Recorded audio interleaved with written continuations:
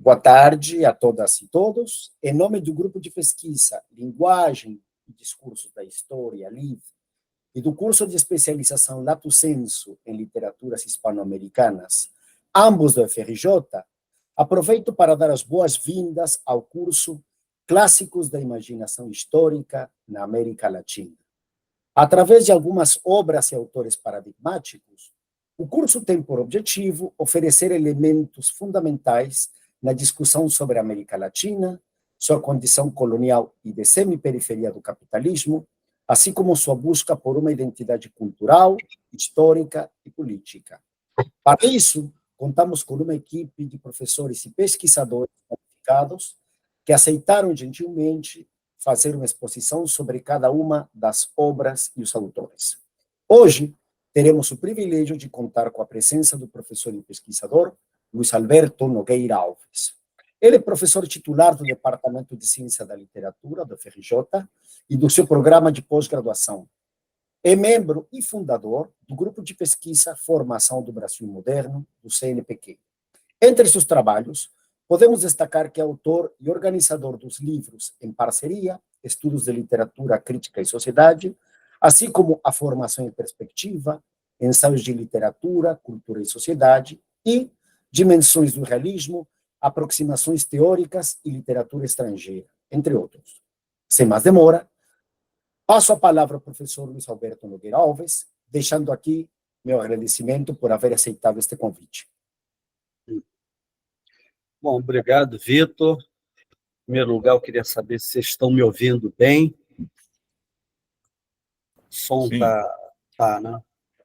Então, em primeiro lugar, eu começaria por destacar que o Raízes do Brasil está próximo de completar 90 anos, né? Uma obra quase centenária, tá? E, ao longo dos anos, o livro passou por algumas modificações assim, até bem contundentes, né? E essas mudanças, recentemente, ou seja, nas últimas 2 décadas, essas mudanças suscitaram um debate intenso, inclusive até polêmicas, sobre o tipo de mudança que o Sérgio Buarque promoveu no livro. Como essa discussão ela é muito ampla, muito complexa, e de alguma forma, ela escapa ao âmbito dessa apresentação e mesmo do curso, né?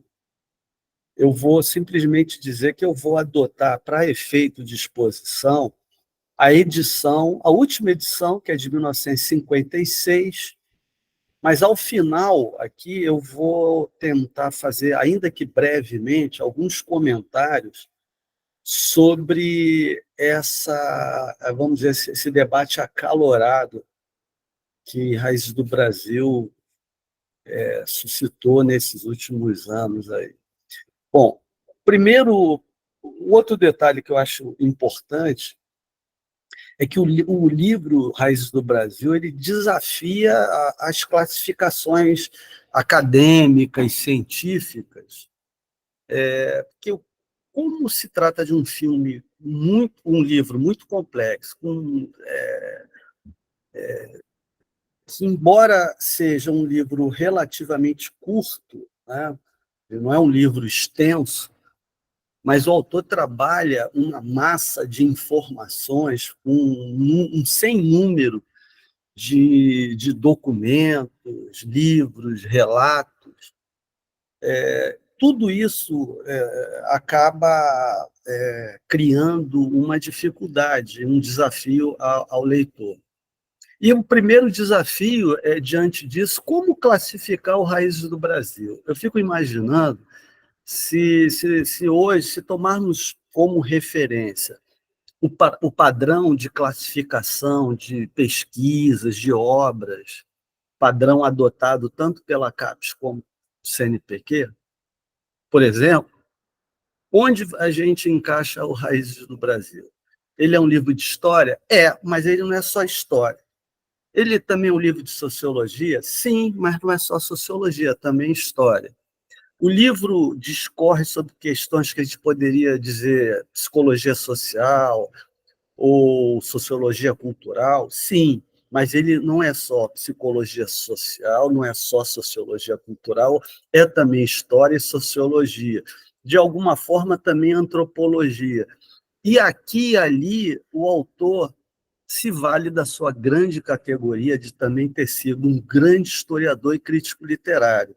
Então, veja bem, por essas breves sugestões aqui que eu estou tentando transmitir, o livro é praticamente inclassificável, né?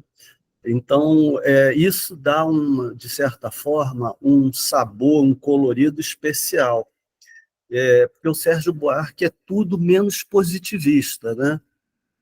Então, quer dizer, esse é o primeiro desafio, me parece, que o leitor tem diante de si. Afinal, que livro é esse que eu estou lendo? Tá?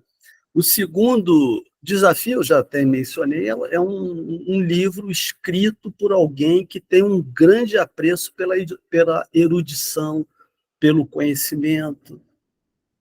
E, como historiador, a gente nota também que também ali atua um escritor, né? Alguém que preza a elaboração da frase, né? Certos torneios de estilo que o coloca muito próximo até de uma escrita literária. Tá? E é bom dizer que o Sérgio Buarque, no começozinho da sua trajetória, lá pela década de 20, ele também teve contato e participou, militou pelo movimento modernista. Em seguida, vai para a Alemanha, e uma pesquisa que ele vai fazer na sua temporada alemã dos anos 20 é que ele vai escrever o Raízes do Brasil. Então, quer dizer, por aí eu acho que é uma boa entrada para a gente começar a se familiarizar com o livro do Sérgio Buarque. É um livro organizado em 7 capítulos, eu vou dizer assim, pela ordem: Fronteiras da Europa, que é o primeiro capítulo que abre, e a gente poderia dizer o seguinte, que é um capítulo que, se a gente fosse adotar uma noção de cinema, é um capítulo em plano aberto, né?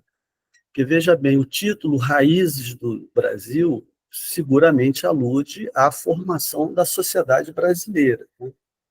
Mas aí entra um primeiro detalhe: o Sérgio Buarque de Holanda ele não vai se limitar a tratar do assunto em fronteiras nacionais.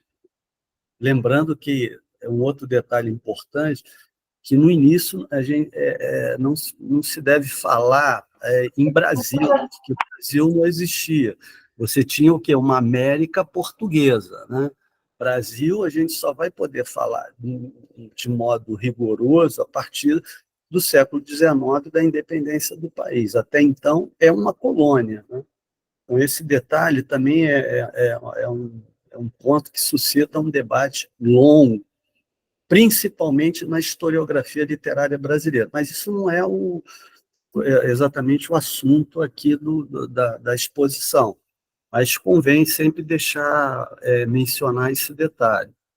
Então, quer dizer, o Sérgio Buarque está preocupado em entender e traçar o perfil do colonizador, né? Quem é esse colonizador, né?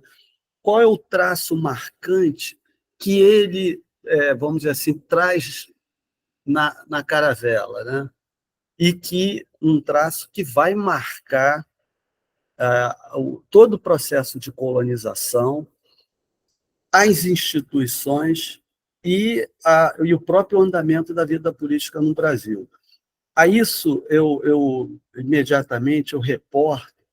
Eu gostaria de pedir a licença de vocês, fazer uma leitura das primeiras linhas do Raízes do Brasil, para vocês terem uma ideia de como o Sérgio Buarque ele era um autor muito rigoroso, e como ele já nas primeiras linhas do capítulo Fronteiras da Europa, ele já apresenta o problema e o desafio, né? Ele diz assim, ó, a tentativa de implantação da cultura europeia em extenso território, dotado de condições naturais, se não adversas, largamente estranhas à sua tradição milenar, é, nas origens da sociedade brasileira, o fato dominante e mais rico em consequências, trazendo de países distantes nossas formas de convívio, nossas instituições,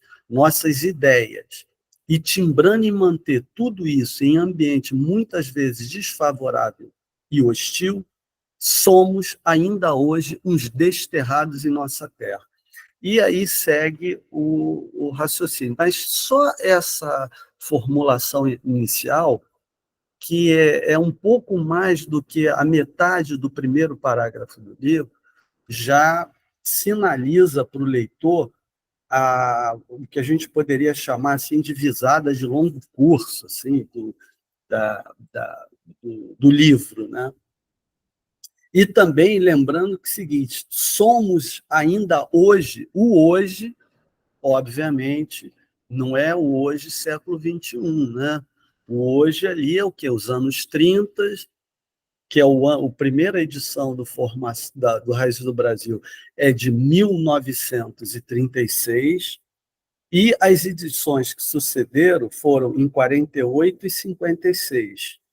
Eu vou voltar lá no final a esses detalhes que são absolutamente importantes. Não tem como a gente não tentar entender o que significa Raízes do Brasil na meados da década de 30, o que significa em 40, logo depois da Segunda Guerra, do fim da Segunda Guerra, e, por fim, em 1956.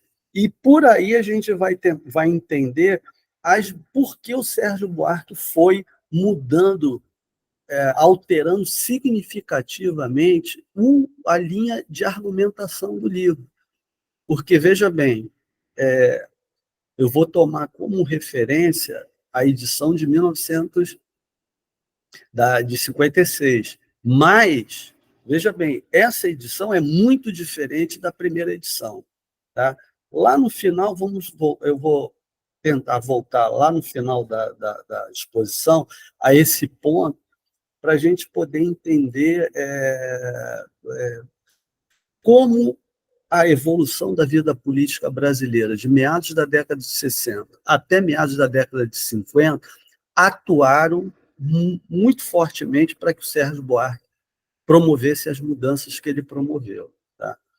Então, lá, primeiro detalhe, então, voltando já ao capítulo inicial, Fronteiras da Europa, o primeiro ponto que o Sérgio Buarque vai observar, que é um traço importante do colonizador, que vai determinar, vai ser decisivo para o entendimento da formação da sociedade brasileira, do Estado, do tipo de Estado, das instituições e da figura do tipo social predominante, que é o homem cordial, que ele vai estudar no 5º capítulo do Raízes do Brasil.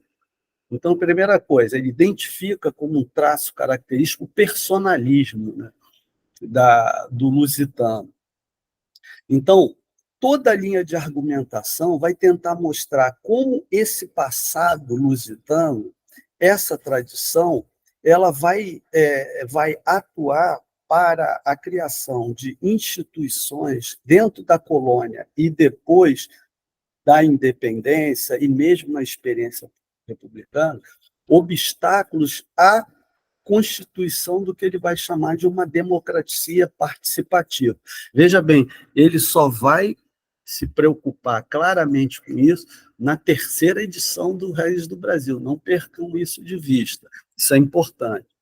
Então, da colonização do Brasil, passando pela independência e chegando à experiência republicana, o maior obstáculo à constituição de uma sociedade democrática é você superar esse personalismo que vai atuar para que a família seja uma instituição fundamental dentro no processo de colonização do país.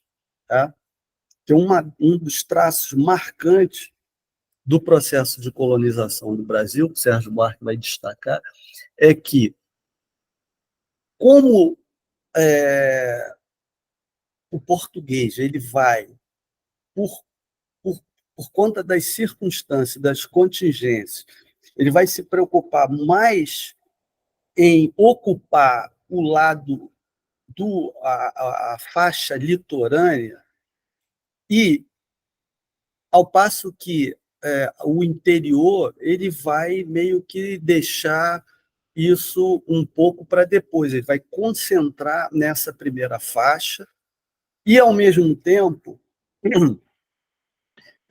você vai criando, nesse primeiro momento, as famílias, né, que ele vai até dizer, o Estado, essa primeira tentativa de forjar um Estado, esse Estado vai ser, na verdade, uma extensão da família oligárquica, patriarcal, tá?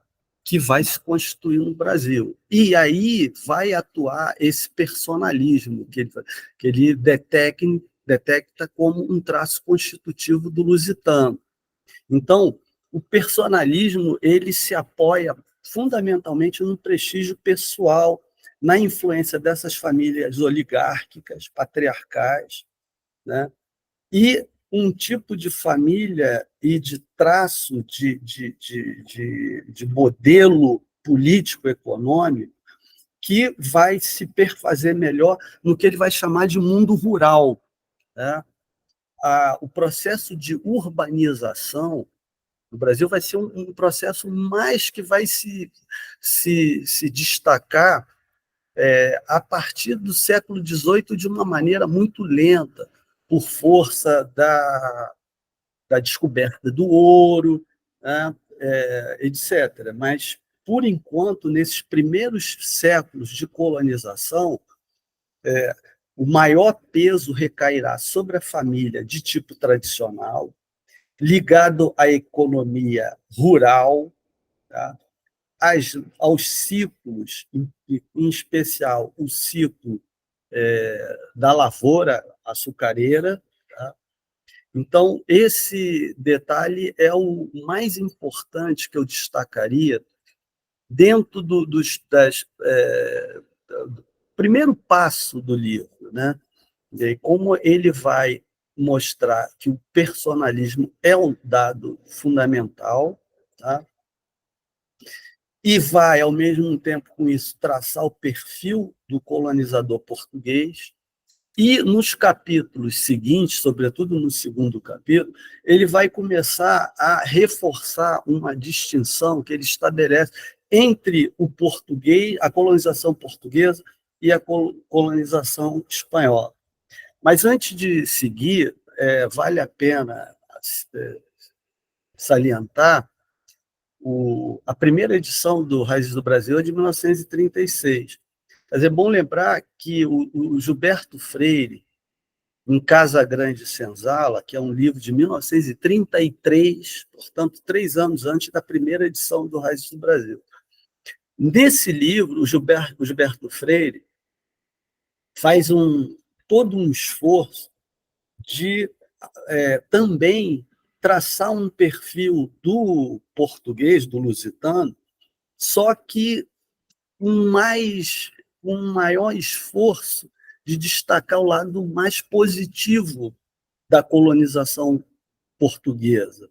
É claro que ele que era filho da oligarquia, ele sabia, primeiro, quando ele escreve o livro, a oligarquia estava com os dias contados. Então, daí o livro também tem um caráter meio nostálgico, até na própria maneira e na insistência com que ele descreve em tom assim nostálgico de reconstituição de um mundo que ele conheceu, ele é filho da oligarquia, tá? E ele conhecia isso perfeitamente, né? E ele sabia dos efeitos negativos por exemplo, da escravidão. Mas, ainda assim, ele, com uma certa acrobacia analítico-discursiva, ele tenta sempre, apesar dos pesares, traçar um perfil mais positivo do lusitano. Eu estou me demorando nesse ponto para dizer que, veja bem, há, de certa forma, uma continuação por parte do Sérgio Buarque de Holanda dessa preocupação do Gilberto Freire. Com a diferença, volto a dizer, com a diferença que o Sérgio Buarque de Holanda, ao longo dos anos, ele modificará o tom do Raízes do Brasil. Tá? Mais uma vez, lá no final eu volto a esse ponto, mas é importante mostrar que o Raízes do Brasil ele não estava sozinho nos anos 30, ele tinha a companhia ali do Gilberto Freire, que estava fazendo um movimento relativamente parecido de tentar descrever a formação do Brasil, voltando ao período, os primórdios da colonização, a preocupação em traçar um perfil do lusitano, etc., etc. No capítulo seguinte do Raízes do Brasil, o Sérgio Buarque ele começa a trabalhar muito a maneira weberiana, com tipos, né? E aí ele vai traçar assim, um paralelo, uma comparação entre dois tipos, o do trabalho e o outro da aventura. Só que é o seguinte, é preciso não perder de vista que trabalho aqui está no sentido não que nós reconhecemos do capitalismo. É um tipo de trabalho diferente. Trabalho no sentido de uma busca de experiências e, de certa maneira, um certo contentamento, uma acomodação às coisas provisórias. À medida que você vai atuando no trabalho de colonização, aliás, isso é relativamente fácil de entender isso. É só imaginar as condições adversas que o colonizador teve para a sua empresa colonial, né? Então, quer dizer, trabalho é nesse sentido de experiência, não é exatamente trabalho de venda da força de trabalho, por salário, não. Aí isso já entra na lógica capitalista. Não é esse sentido que o Sérgio Buarque atribui ao trabalho aqui.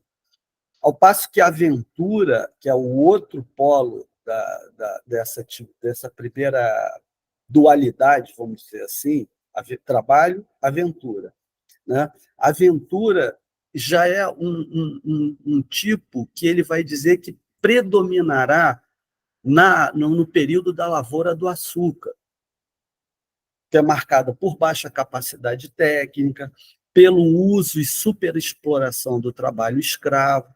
Tá? Isso é uma discussão assim que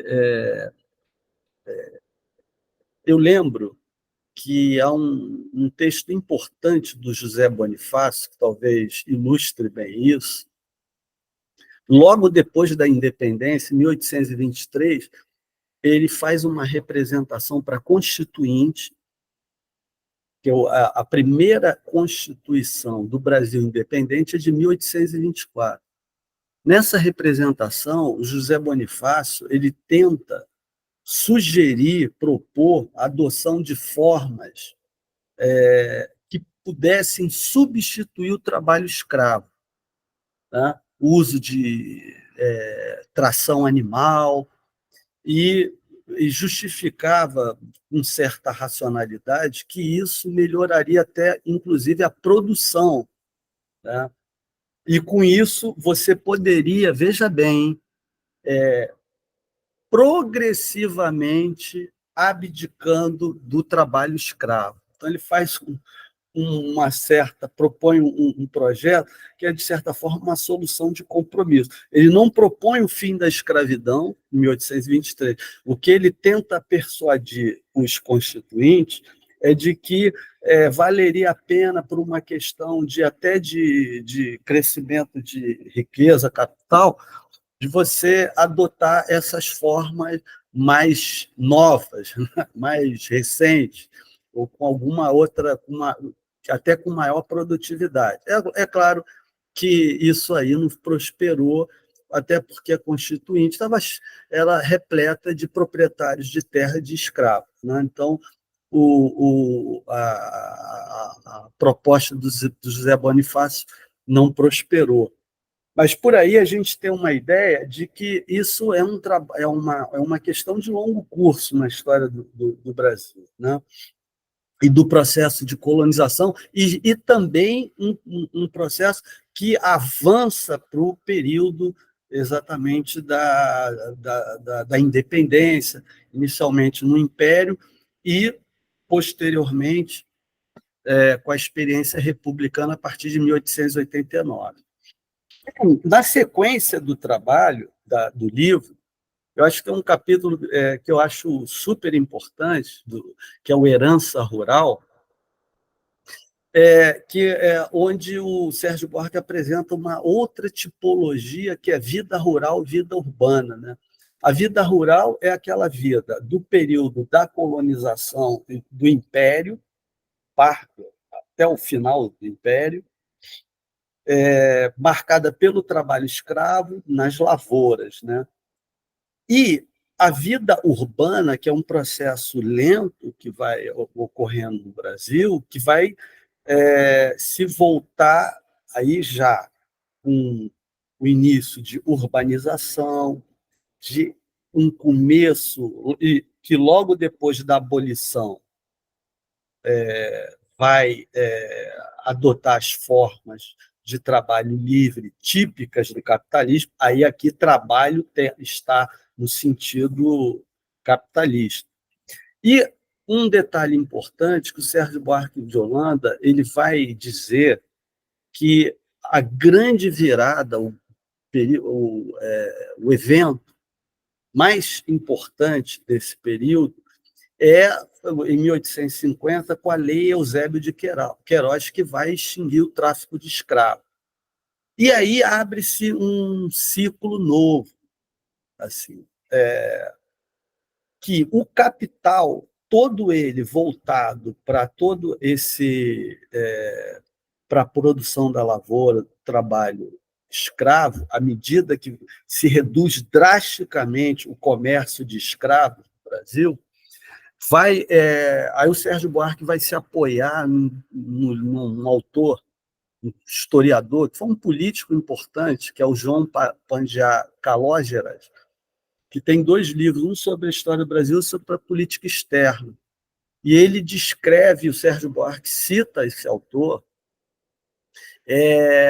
como o capital ocioso, excedente, aquele que era usado no trabalho escravo e com a baixa disso, ele foi canalizado para outras coisas, inclusive para a refundação do Banco do Brasil nos anos 50 do século XIX. Porque o Banco do Brasil ele foi fundado acho que 1821, uma coisa assim. Só que ele não era banco público, né? Isso é um detalhe interessante. Ele não era banco público, era um banco privado. E com o excedente de capital, você vai conseguir utilizar, empregar, canalizar esse capital ocioso até para as cidades, né? Criação dos bancos, e abrindo-se, assim, outras possibilidades de enriquecimento. Então, muita gente algumas saíram daquela riqueza baseada no trabalho escravo e se beneficiam para outras formas de obtenção, de expansão de riqueza, né? Graças a essa canalização desse capital excedente a partir de 1850. Né? E aqui é um detalhe interessante, porque vai ficando mais claro, dentro da linha de argumentação do Sérgio Buarque de Holanda, de um lado, aquela economia tradicional, à frente da qual está a família patriarcal, oligárquica, né?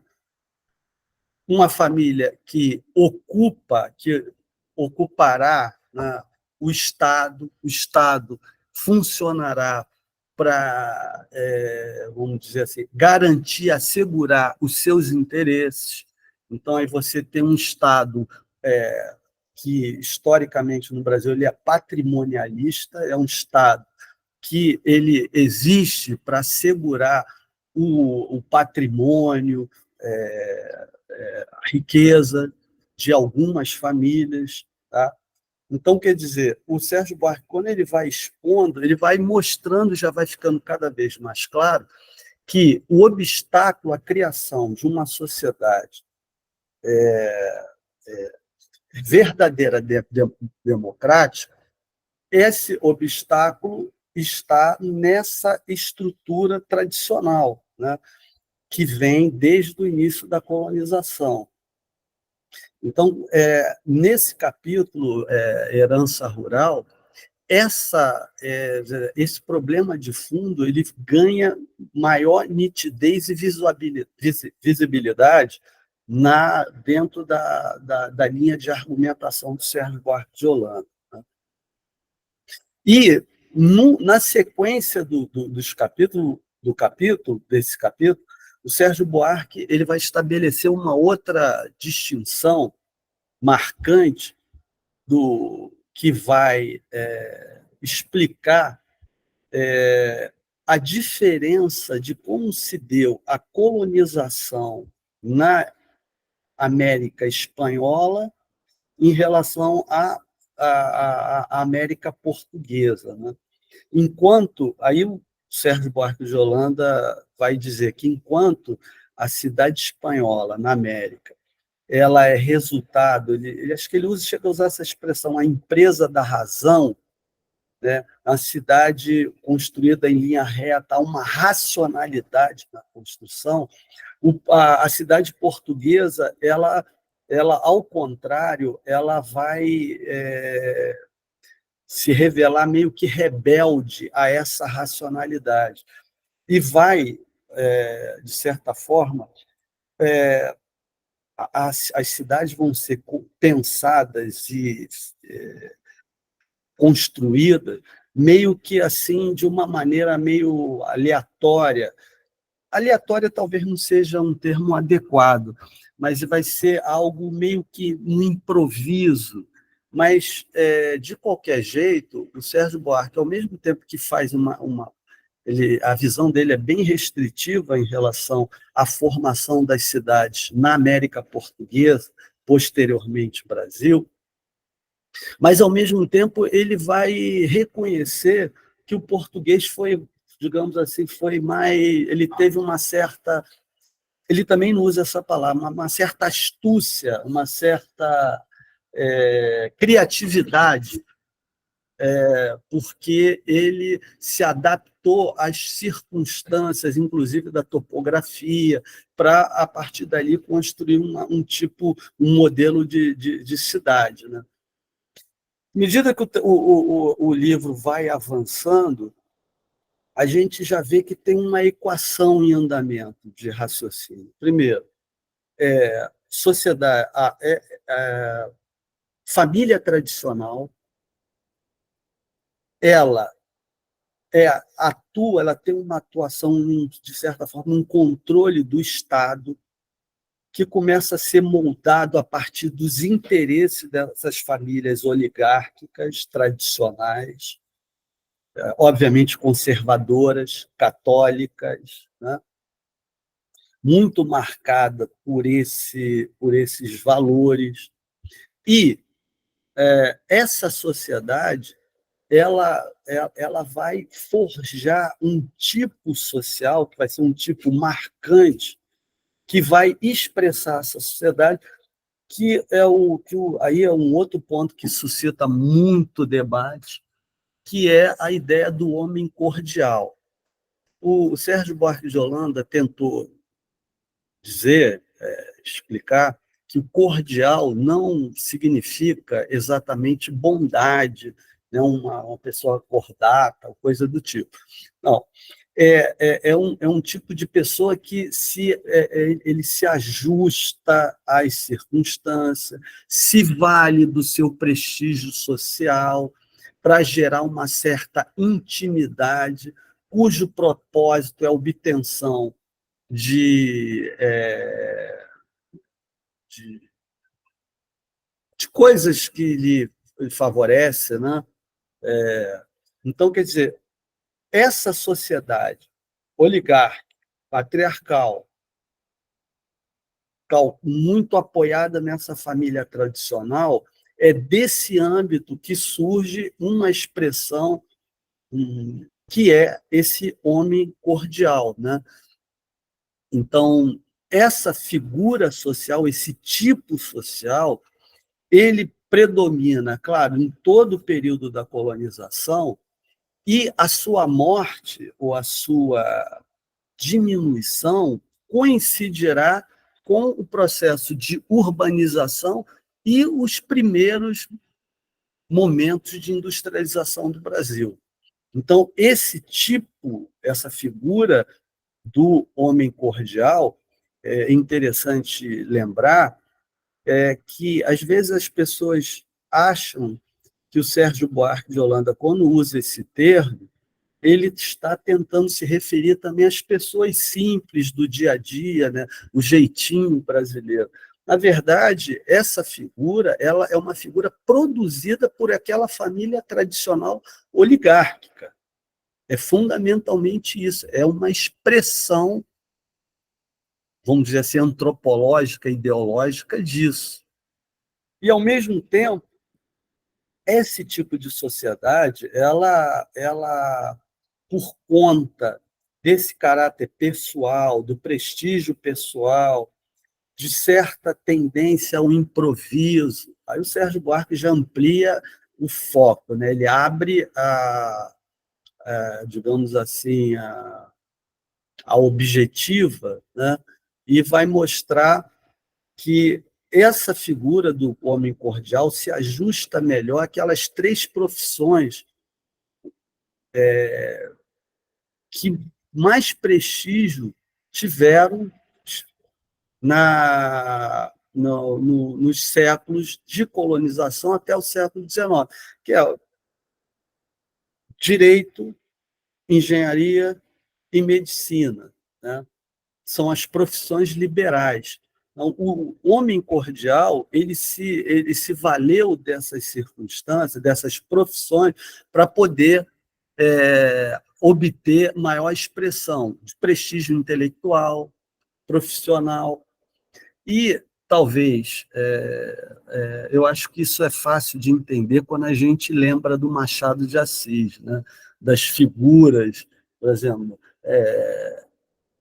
Dom Casmurro, Brás Cubas, que são figuras de proa da sociedade do período da colônia, do período do Império, né? São figuras cujo traçado lembra, alude essas figuras do Machado de Assis, que o Machado de Assis compôs em seus romances, né?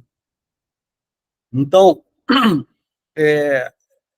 aqui já é possível a gente traçar assim, uma certa equação do raciocínio do Sérgio Buarque de Holanda. Família tradicional, um Estado patrimonialista, o homem cordial. Tá? Então, aqui a gente tem um quadro que expressa aquela sociedade tradicional, por oposição a um esforço que isso vai crescerá, obviamente, a partir da experiência republicana, de uma tentativa de você criar um Estado impessoal, pautado por critérios que não da família, que não das famílias tradicionais, mas um critério objetivo, baseado em modelos, que o Sérgio Buarque vai dizer modelos, digamos, da metrópole, europeus, né? Então, esse momento do livro, O Homem Cordial, é o momento quase que culminante do andamento do livro, né? Porque o sexto e o sétimo capítulo, o sexto capítulo é o Novos Tempos, e o sétimo capítulo é A Nossa Revolução. Ali é o ponto, digamos assim, de ponto de fuga do argumento de Sérgio Buarque de Holanda, né? Que é o momento em que se é possível você visualizar que a superação dessa sociedade tradicional, de tipo oligárquica, patriarcal, baseada no trabalho escravo, todo o poderio econômico foi todo ele construído à base da economia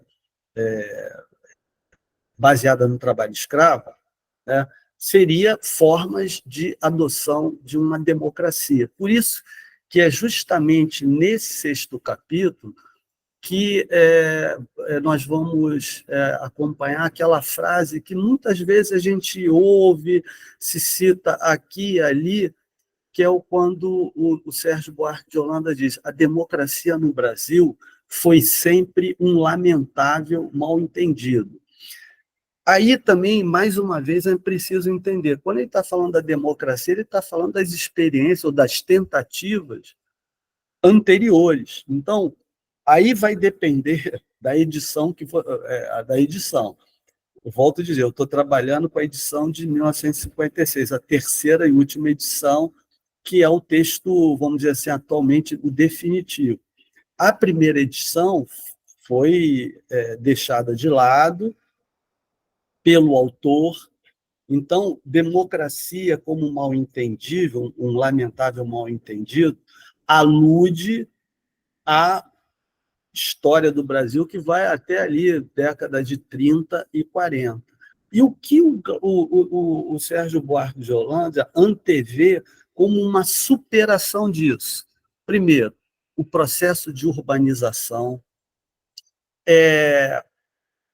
os primeiros movimentos de industrialização, que coincidirá, que ocorrerá, esse processo de industrialização, ele se inicia fundamentalmente com a Revolução de 30, tá?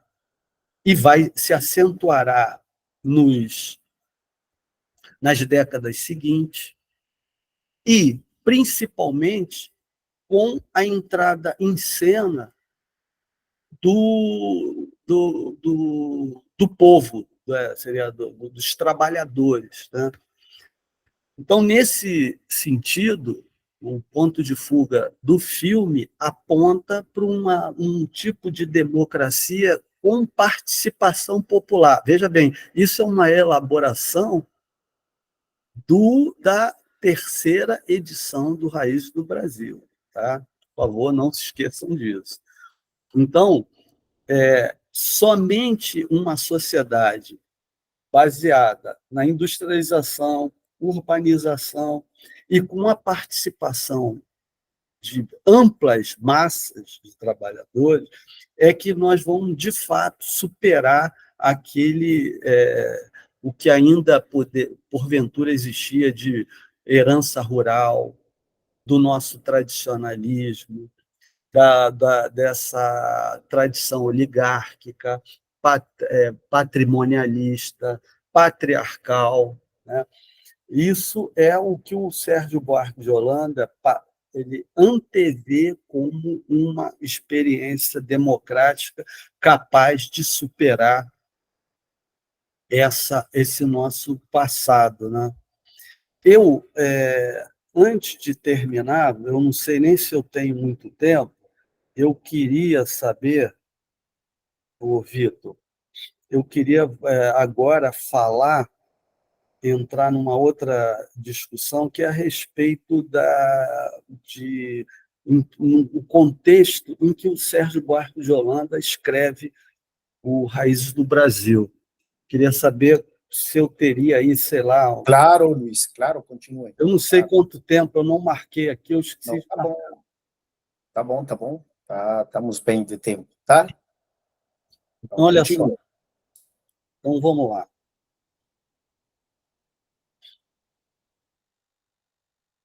E Bom, agora eu vou falar assim da questão, assim, esse aspecto eu acho fundamental, primeiro, para a gente entender os motivos que levaram Sérgio Buarque de Holanda, ou que atuaram para que o Sérgio Buarque de Holanda promovesse as mudanças e até uma guinada significativa da obra de Raízes do Brasil. Olha só, a primeira edição ela é de 1936, portanto, ele é um livro que foi escrito no âmbito da Revolução de 30, que marca a ascensão do Getúlio Vargas, fim da chamada República Velha, fim daquela presença marcante de duas tradições oligárquicas, uma ligada ao café de São Paulo e outra a Minas, pecuária, extração, etc. Em 1931, um pouco antes do Sérgio Buarque escrever o livro, foi criada a Frente Negra Brasileira, 1931, portanto, 43 anos depois da abolição formal da escravatura. Aliás, diga-se de passagem, hoje, dia 13 de maio, eu não vou arriscar aqui fazer uma conta. Quem é bom de conta, por favor, faça a conta. Nós temos aí o quê? Quantos anos da abolição? 130 e poucos anos da abolição. Hoje é o dia 13 de maio, porque o ato que declarou extinta a escravidão foi 13 de maio de 1888. Eu não vou fazer a conta, mas quem é melhor de conta aí, faça isso, depois nos conta. Em 1932, é o período da Revolução, que marcou a chamada Revolução, entre aspas, constitucionalista de São Paulo. E, no mesmo ano, foi criado a Ação Integralista Brasileira, a AIB, né? AIB. E também foi a adoção do voto feminino. Em 1934, foi a primeira Constituição, logo depois da ascensão do Getúlio Vargas. Em 1935, o Levante Comunista, conhecido como Intentona Comunista, né? Um movimento da Aliança Nacional Libertadora, que teve apoio do Partido Comunista. Então, o Raízes do Brasil ele foi lançado 2 anos depois da primeira Constituição, logo após a ascensão de Getúlio Vargas. Um ano antes, ele antecedeu em um ano o Estado Novo, de 1937. Lembrando que no mesmo ano de 37 nós vamos ter uma outra Carta Constitucional. Então, veja bem, nós tivemos, depois da independência, o Brasil teve uma Constituição em 1824, depois, a primeira Constituição da República, 1891, é a Constituição da República. Aí depois nós tivemos 34, 37, 46, 67 e 88. Ora, no período republicano, olha a quantidade de Constituição que nós tivemos. 1891, 34, 37, 46, 67 e 88. 6 Constituições. Ora, isso aí é o suficiente para a gente deduzir que o Brasil, durante esse período, ele viveu uma instabilidade política e crises sucessivas. Então, esse aspecto, a gente não deve menosprezar esse aspecto, não. Até para entender o que motivou a mudança que o Sérgio Buarque de Holanda promoveu no seu livro, Em Raízes do Brasil. E, por fim, o Estado Novo vai ser derrubado em 46. A segunda edição do Raízes do Brasil, que é de 1948, olha só, é uma segunda edição, que é depois da Segunda Guerra Mundial, fim da Segunda Guerra, depois da derrubada do Getúlio, foi em 1945, lembrando, o Getúlio ascendeu em 1930 por meio de um golpe de Estado e foi tirado por meio de um golpe de Estado. Em 46, nós tivemos a Constituição. Essa Constituição permitia, por exemplo, a existência do Partido Comunista Brasileiro, que no ano seguinte será colocado na ilegalidade. E, além disso, esse período do livro, ele marca o início da Guerra Fria, ou seja, muitos eventos de grande importância na vida política interna do Brasil e no âmbito internacional, com efeitos diretos sobre o andamento da vida política no Brasil. E veja bem, um outro detalhe, eu esqueci de mencionar, mas vale a pena destacar isso agora. O Raízes do Brasil, quando você fala de um Estado patrimonialista, imagina vocês, qual o corpo de funcionário que atua nesse Estado patrimonialista? Seguramente figuras que estarão ali ou para defender seus interesses ou para assegurar os interesses dessa camada, dessa classe oligárquica, né, de senhores de terra, latifundiários, etc.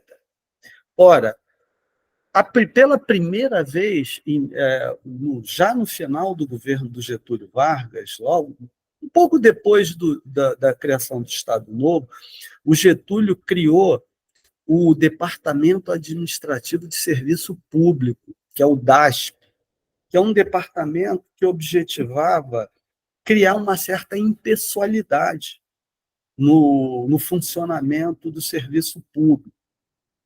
É graças a esse departamento que nós vamos começar a ter os primeiros concursos de ingresso no serviço público.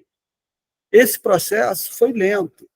Isso só se universalizou de fato lá com a Constituição de 1988. É bom a gente ter isso em mente. Então, veja bem, quando o Sérgio Buarque de Holanda argumenta que você tem que criar um Estado que seja republicano, democrático, para que isso ocorra satisfatoriamente, você tem que ter um corpo administrativo ou um serviço público que atenda aos interesses públicos e não a interesses privados. Então, veja bem, tudo que o Sérgio Buarque de Holanda está expondo, argumentando no Raízes do Brasil, esse processo ele só será, de fato, e mesmo assim há controvérsia, mas, de qualquer jeito,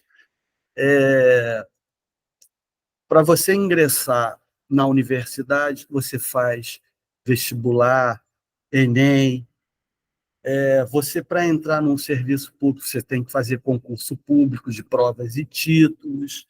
Então, veja bem, essa tentativa de criar um Estado que seja impessoal, um Estado universal, onde todos tenham igualmente acesso a ele, ou melhor, para que ele entre no corpo administrativo, ele tem que ser submetido a um concurso público de provas e títulos.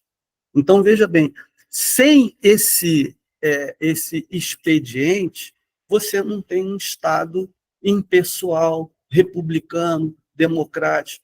E veja, isso é um passo importante, que começou, curiosamente, na no período do Estado Novo do Getúlio Vargas, que era uma ditadura, né?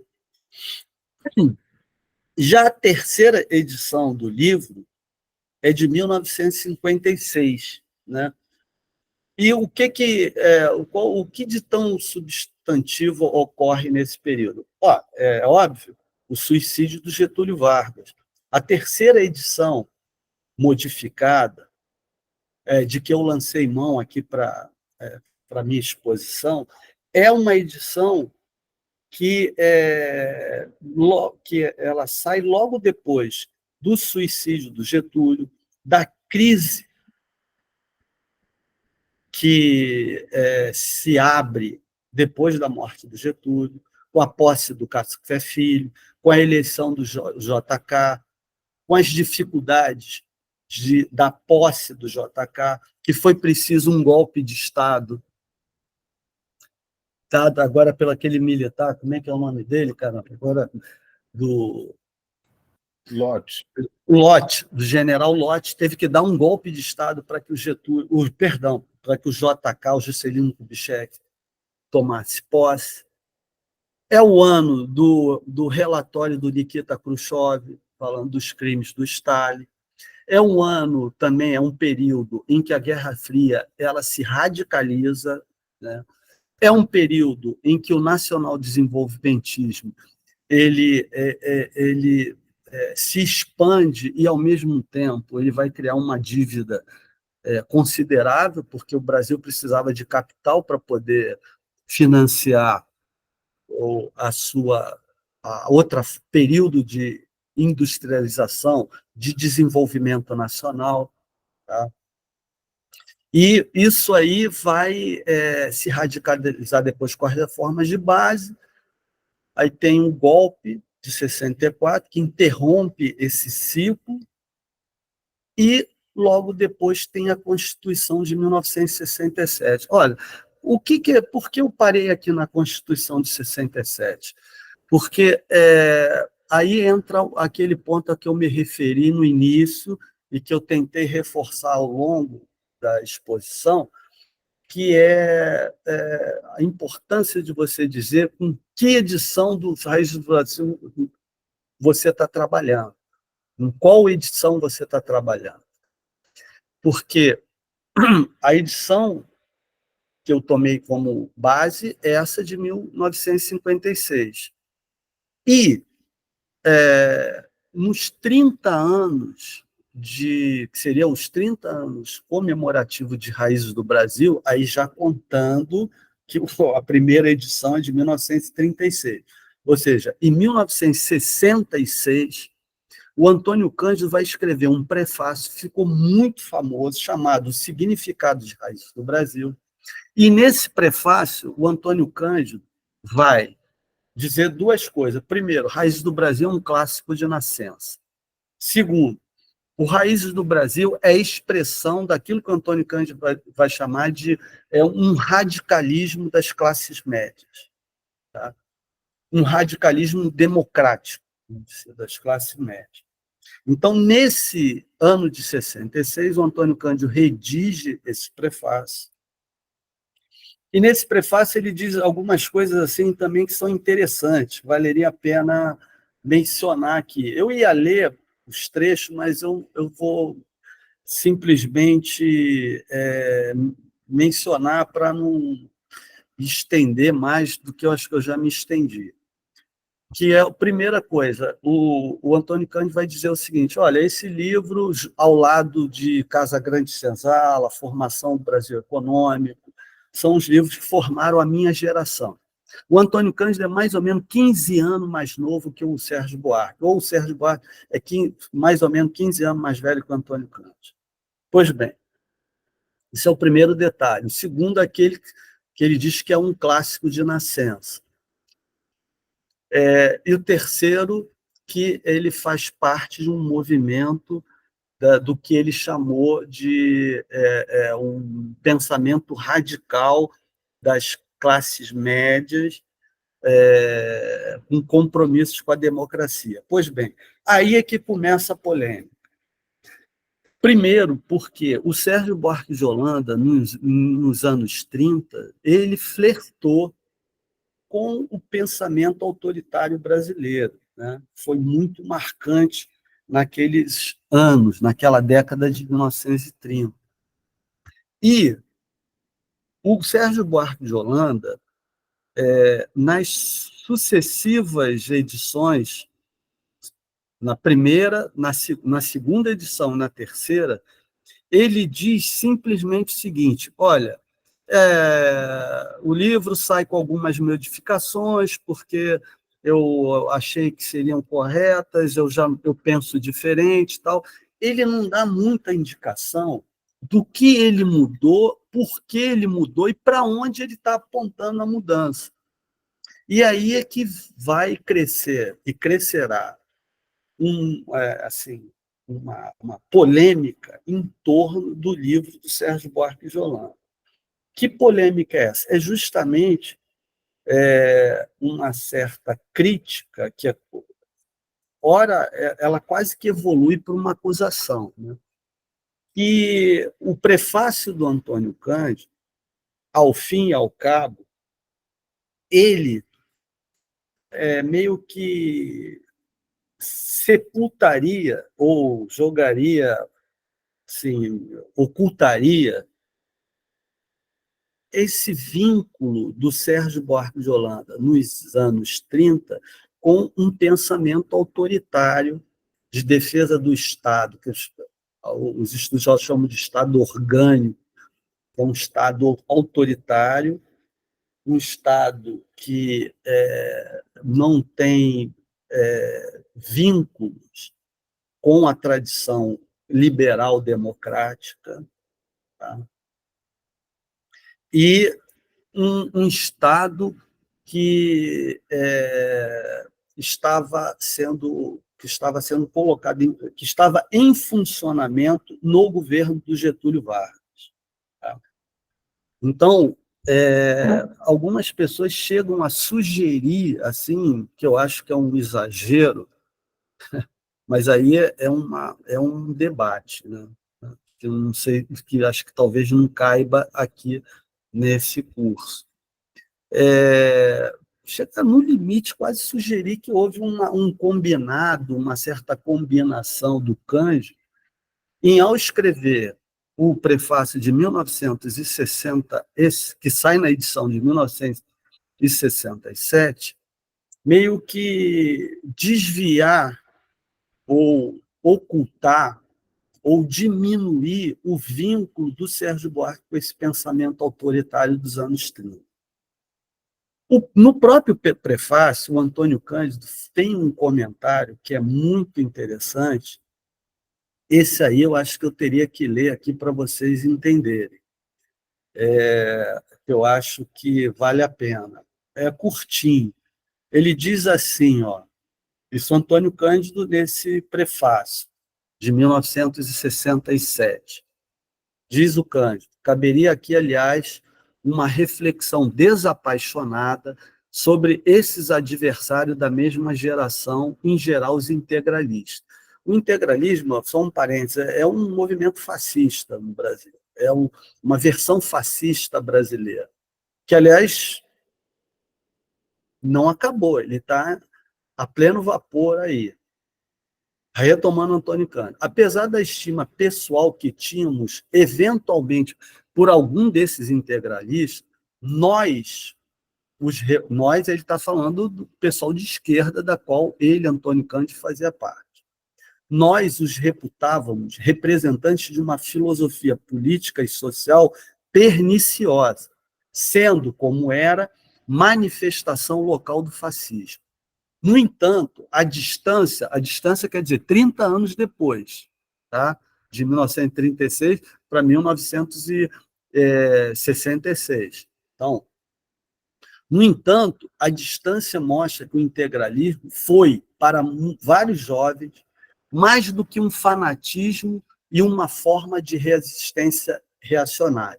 Foi um tipo de interesse fecundo pelas coisas brasileiras, uma tentativa de substituir a platibanda liberaloide por algo mais vivo, Isso explica o número de integralistas que foram transitando para posições de esquerda e papapá, papapá, tá? Aí é o ponto que também vai suscitar nas pessoas que criticam esse prefácio do Antônio Cândido que a coisa não é bem assim, e dizer que meio que tem aquilo que eu falei há pouco, tem um certo conluio ali, quase eles não chegam a dizer isso, mas pela linha de argumentação, não é exagero supor que essa palavra esteja nas entrelinhas, né? Esse é o ponto da discussão. Bom, da minha parte, eu posso dizer o seguinte: Raízes do Brasil, de fato, ele tem essa questão de fundo.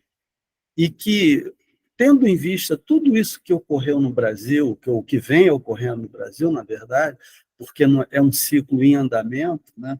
A presença da extrema-direita, presença de um pensamento, de uma militância conservadora atuante, ruidosa, etc., etc. Basta lembrar a semana passada do ataque hacker aqui no curso, isso já nos até desobriga de argumentar mais nessa direção, né? Então, eu acho que essa discussão tem que ser feita de verdade. Primeiro, não há nenhum problema em você mudar de posição política. Eu vou dar alguns exemplos nessa direção, além do próprio caso do Sérgio Buarque de Holanda. O Sérgio Buarque de Holanda, quando escreve em 1936, eu tentei listar diversos eventos que estavam ocorrendo e que estava criando um ambiente assim de muita polarização política.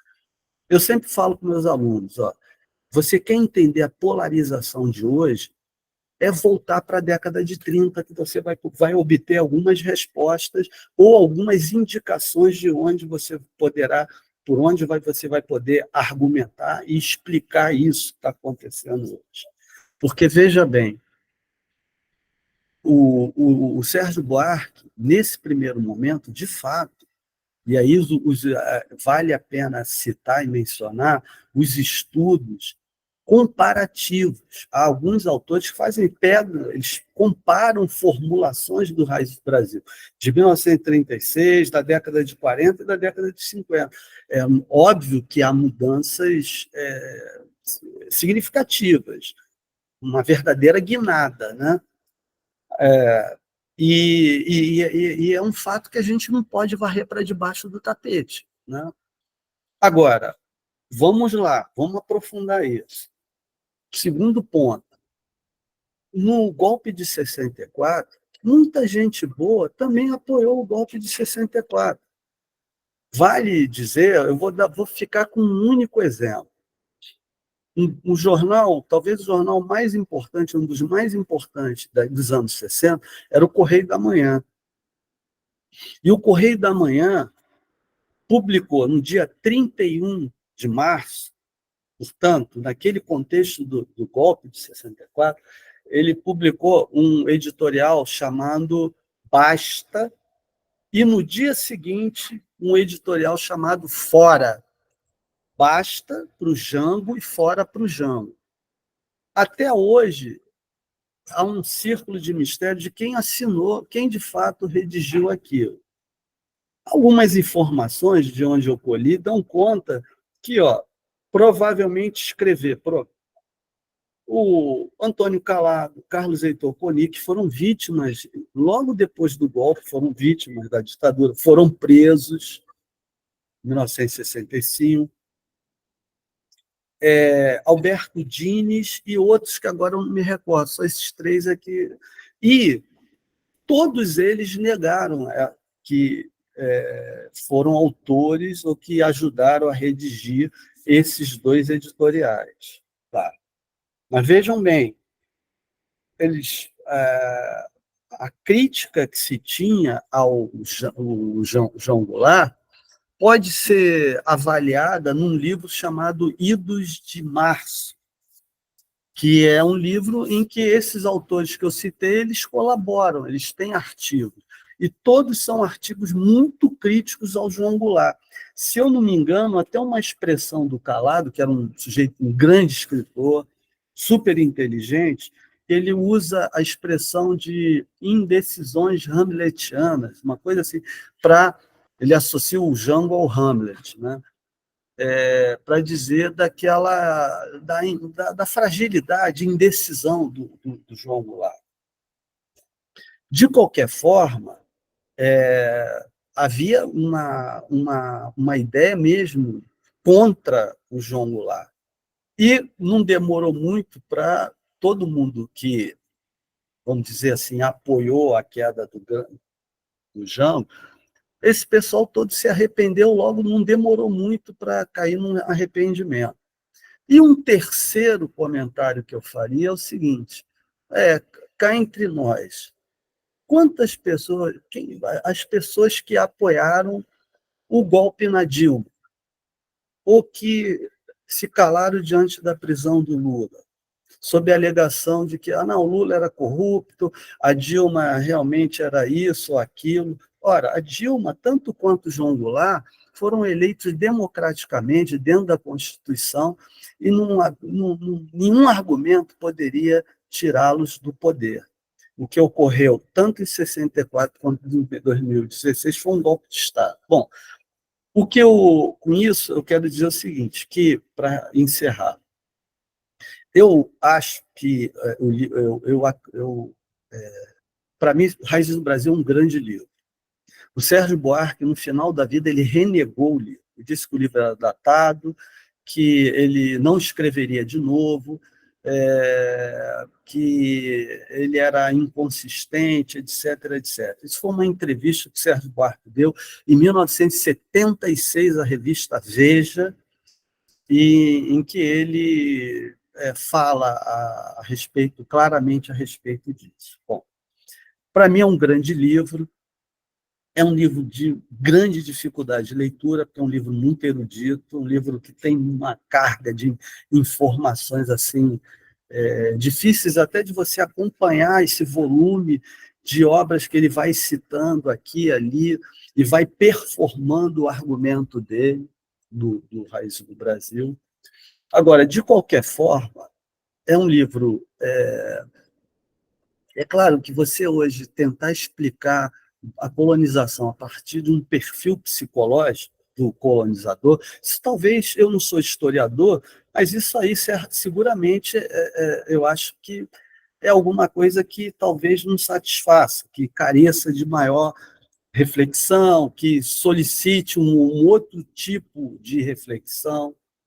Mas, de qualquer forma, eu considero os capítulos ali, herança rural, homem corporal, mesmo com todos os problemas e todas as confusões que o termo, a noção de homem, suscita, e os dois últimos, principalmente os dois últimos capítulos do livro, da edição de 1956, são textos que continuam interessantes para a gente entender o processo de formação do Brasil, da necessidade de participação popular, da importância de superação da herança oligárquica, patriarcal, tradicional, daquele modelo de família